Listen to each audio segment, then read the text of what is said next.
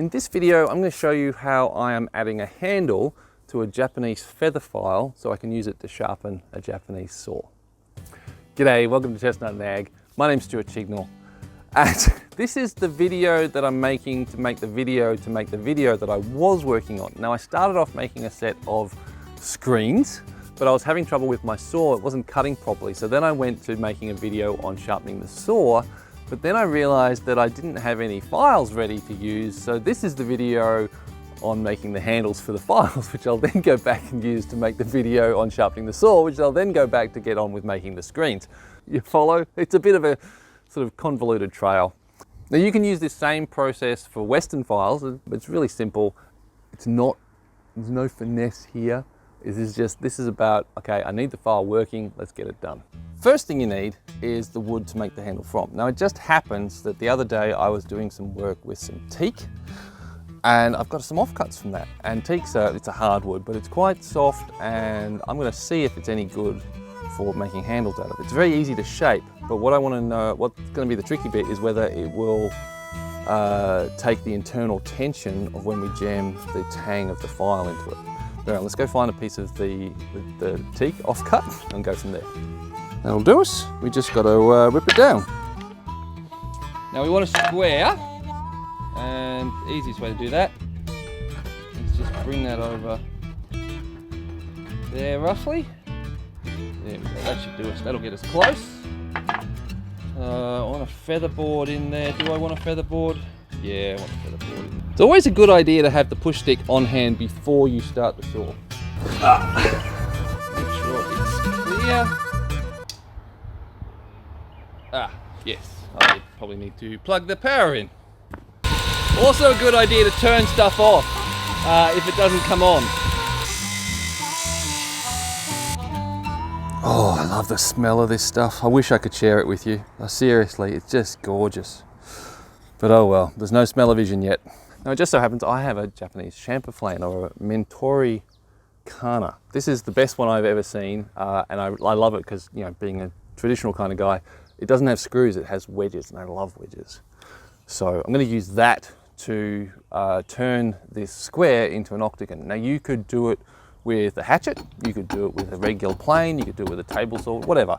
It's just to make the square piece of timber just a little bit more comfortable in the hand.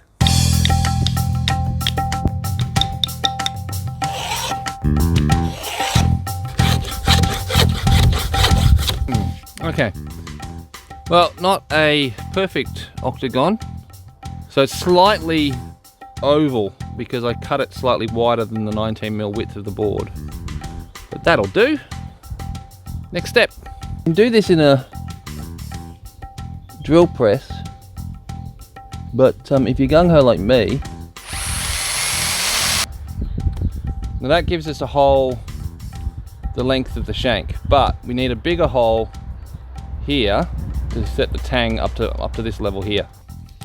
The trick with this part of the operation is not to go too big.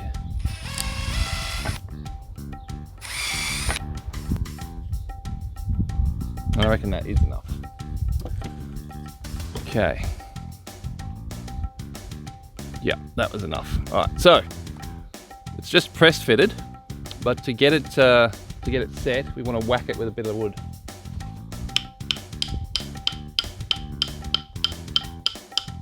Not too much, or we could split this, but that seems to have gone in nicely. Now, something I should have done before I did this, before I set the file in, is I should have chamfered these edges so that we didn't have wood these corners right up to the edge of the file. Just a little detail, but it does actually make it a little easier to use the file. But anyway, that is our first file done. There we go. One.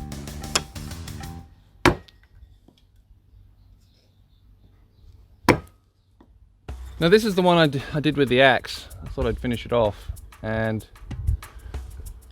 I've got a fair bit of width here for this tang, so I needed the width across the hole, but it's quite thin in this dimension, which means I can already tell there's going to be a fair bit of wiggle.